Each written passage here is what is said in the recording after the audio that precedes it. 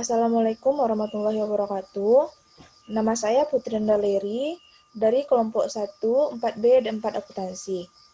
Nah, pada kesempatan kali ini saya akan mempresentasikan mengenai keberlanjutan, dimensi tanggung jawab etika dan sosial. Yang pertama yaitu mendefinisikan keberlanjutan. Keberlanjutan dapat memiliki definisi yang berbeda, terutama dalam budaya yang berbeda. Di Eropa misalnya, keberlanjutan mencakup konotasi lingkungan dan ekonomi. Di Amerika Serikat, keberlanjutan lebih dikaitkan dengan masalah lingkungan. Lainnya percaya bahwa istilah lingkungan itu sendiri terlalu luas, dan keberlanjutan dalam bisnis harus fokus pada keberlanjutan manusia dan fokus kepada pelanggan. Keberlanjutan dari perspektif bisnis strategis adalah potensi kesejahteraan jangka panjang lingkungan alam, termasuk semua entitas biologis, serta interaksi yang saling menguntungkan antara alam dan individu, organisasi, dan strategi bisnis. Keberlanjutan mencakup penilaian dan peningkatan strategi bisnis, sektor ekonomi, praktik kerja, teknologi, dan gaya hidup dengan tetap menjaga lingkungan alam.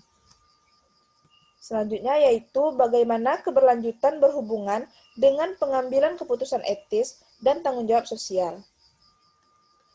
Keberlanjutan termasuk dalam domain tanggung jawab sosial untuk memaksimalkan dampak positif dan minimalkan dampak negatif pada pemangku kepentingan. Karena sebagian besar pemangku kepentingan memiliki kekhawatiran tentang beberapa aspek lingkungan alam, organisasi harus menanggapi masalah tersebut dalam strategi, kebijakan, dan operasi mereka. Keputusan di bidang ini berkaitan dengan penilaian risiko, pemantauan kepatuhan hukum, dan menghindari kesalahan dalam lingkungan. Keberlanjutan tanggung jawab sosial dan etika tidak boleh digunakan secara bergantian. Beberapa mengambil pendekatan bahwa jika suatu organisasi berkelanjutan, maka itu juga etis. Namun, sebuah organisasi tidak dapat mengabaikan prinsip-prinsip dasar, nilai-nilai, dan kewajiban hukum kepada masyarakat. Karena keputusan etis berhubungan dengan perilaku dan hubungan tertentu dalam proses pengambilan keputusan. Menjadi jelas bahwa keberlanjutan hanyalah salah satu aspek dari pengambilan keputusan etis. Selanjutnya yaitu mengenai isu lingkungan global. Perlindungan udara, air, tanah, keanekaragaman hayati, dan sumber daya alam muncul sebagai isu utama di abad ke-20 ini. Di hadapan semakin banyak bukti bahwa umat manusia memberi tekanan pada keberlanjutan jangka panjang dari sumber daya ini.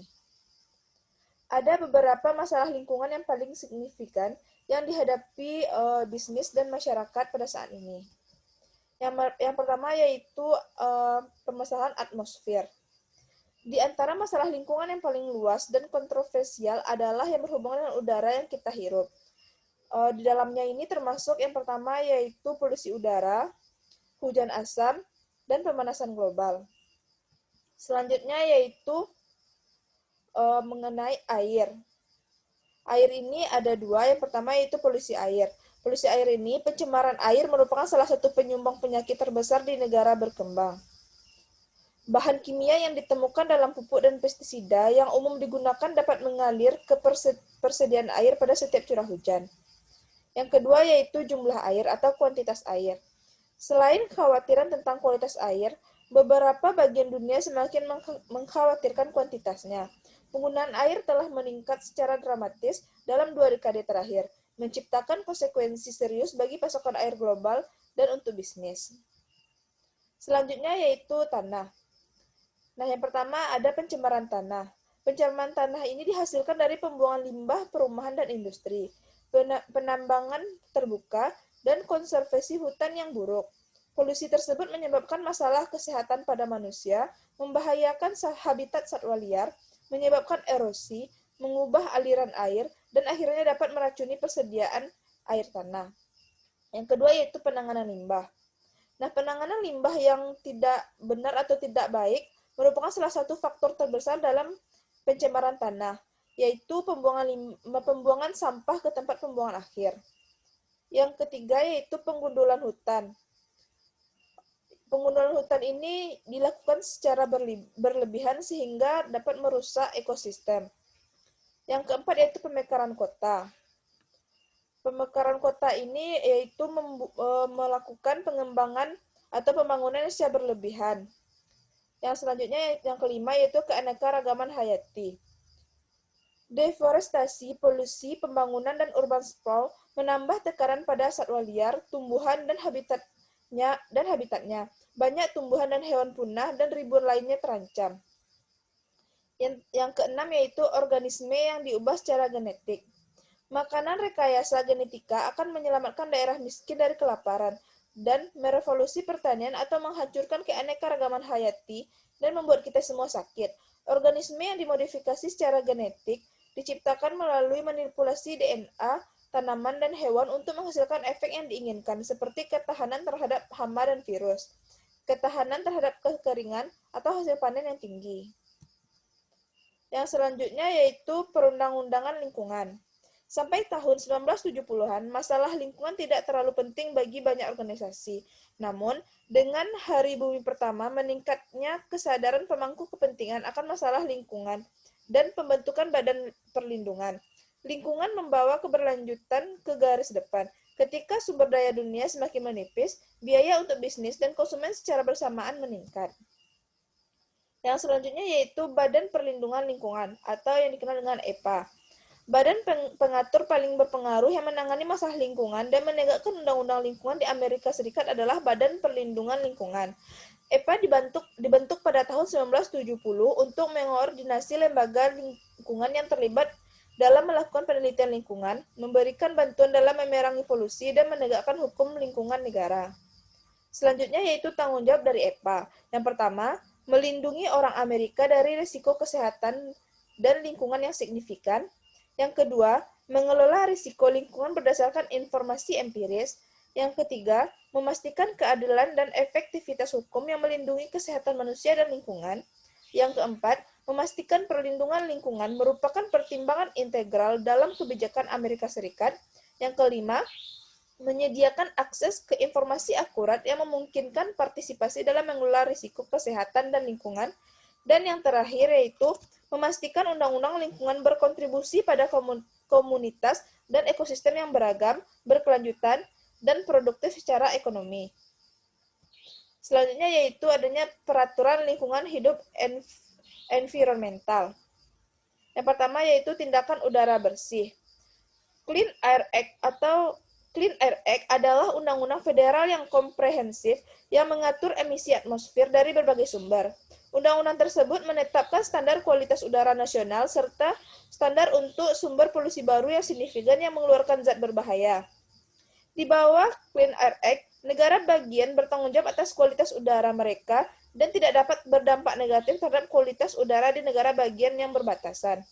Yang kedua yaitu tindakan spesies langka. Undang-undang spesies terancam punah menetapkan program untuk melindungi spesies yang terancam dan hampir punah, serta habitat tempat tinggal mereka. Yang selanjutnya yaitu tindakan pengendalian bahan beracun. Kongres meluluskan Toxic Substances Control Act untuk memberdayakan EPA dengan kemampuan melacak 75.000 bahan kimia industri yang saat ini diproduksi atau diimpor ke Amerika Serikat. Badan tersebut berulang kali menyaring bahan kimia ini dan harus mengharuskan pelaporan atau pengujian bahan kimia yang menimbulkan bahaya lingkungan atau kesehatan manusia. Yang selanjutnya yaitu tindakan air bersih. EPA memiliki wewenang untuk menetapkan standar limbah berdasarkan industri dan melanjutkan persyaratan undang-undang sebelumnya untuk menetapkan batas kualitas air untuk semua kontaminan di air permukaan. Undang-undang air bersih melarang siapapun untuk membuang polutan ataupun polutan apapun dari sumber titik langsung ke perairan yang dapat dilayari tanpa izin. Aturan ini juga mengharuskan perusahaan industri untuk menyusun rencana untuk mencegah limpasan air hujan. Yang selanjutnya yaitu tindakan pencegahan pencemaran. Undang-undang pencegahan polusi berfokus pada pengurangan polusi melalui perubahan hemat biaya dalam produksi, operasi, dan penggunaan bahan baku. Praktik termasuk daur ulang, pengurangan sumber, pertanian berkelanjutan, dan praktik lain yang meningkatkan efisiensi dalam penggunaan energi, air, atau sumber daya alam lainnya dan melindungi sumber daya melalui konservasi. Salah satu metode umum untuk mengurangi polusi adalah merancang bangunan agar lebih ramah lingkungan. Yang selanjutnya yaitu tindakan perlindungan kualitas makanan. Undang-undang tersebut mencakup standar keamanan baru yang wajar untuk tidak membahayakan harus diterapkan pada semua pestisida yang digunakan pada makanan. Undang-undang tersebut menetapkan lingkungan peraturan berbasis sains yang konsisten dan mengamanatkan standar berbasis kesehatan tunggal untuk semua pestisida dalam semua makanan. Yang terakhir yaitu tindakan kebijakan energi. Fokus Undang-Undang Kebijakan Energi adalah mempromosikan bentuk-bentuk energi alternatif dalam keinginan untuk mengurangi ketergantungan Amerika Serikat pada minyak asing. Nah, selanjutnya yaitu sumber energi alternatif. Sumber energi alternatif sudah berdampak besar bagi banyak pemangku kepentingan. Dalam beberapa kasus, mereka secara signifikan mengurangi jejak karbon masyarakat, kota, dan bahkan negara. Berikut ini menjelaskan beberapa bentuk yang lebih populer dari sumber energi alternatif yang sedang dieksplorasi.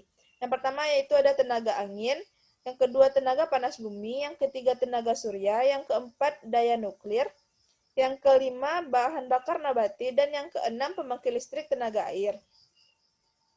Yang selanjutnya yaitu respon bisnis terhadap masalah keberlanjutan. Banyak bisnis menanggapi keberlanjutan dengan mengadopsi pendekatan triple bottom line. Pendekatan ini mempertimbangkan variabel kinerja sosial dan lingkungan selain kinerja ekonomi. Banyak perusahaan belajar bahwa menjadi ramah lingkungan dan berkelanjutan memiliki banyak manfaat termasuk meningkatkan niat baik dari para pemangku kepentingan dan penghematan uang karena lebih efisien dan tidak boros. Upaya perusahaan untuk menanggapi masalah lingkungan berfokus pada pemasaran hijau, daur ulang, pengurangan emisi, dan pembelian yang bertanggung jawab secara sosial. Yang selanjutnya yaitu respon bisnis terhadap masalah keberlanjutan. Yang pertama yaitu pemasaran hijau. Pemasaran hijau adalah proses strategis yang melibatkan penilaian pemangku kepentingan untuk menciptakan hubungan jangka panjang yang bermakna dengan pelanggan, sambil mempertahankan, mendukung, dan meningkatkan lingkungan alam. Yang kedua yaitu pencucian hijau. Greenwashing melibatkan konsumen untuk berpikir produk atau layanan lebih ramah lingkungan daripada yang sebenarnya. Greenwashing berkisar dari membuat klaim lingkungan yang diwajibkan oleh hukum dan oleh karena itu tidak relevan hingga membual atau melebih-lebihkan klaim lingkungan hingga penipuan. Yang selanjutnya yaitu penerapan strategis lingkungan. Bisnis telah menanggapi peluang dan ancaman yang diciptakan oleh masalah lingkungan dengan berbagai tingkat komitmen.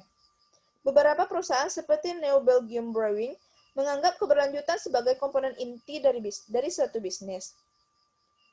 Nah, ada beberapa cara untuk melakukan penerapan strategis tanggung jawab lingkungan. Yang pertama yaitu inisiatif daur ulang.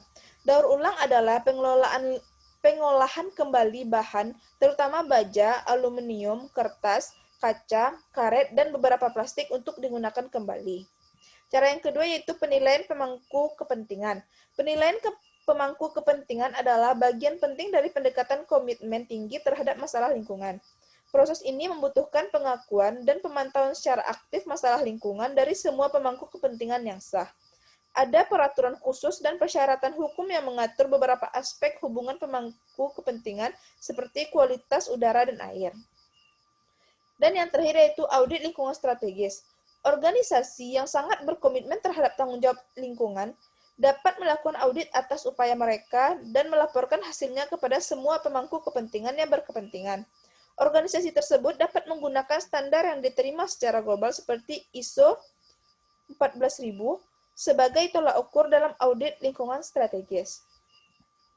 Baiklah, sekian presentasi dari saya.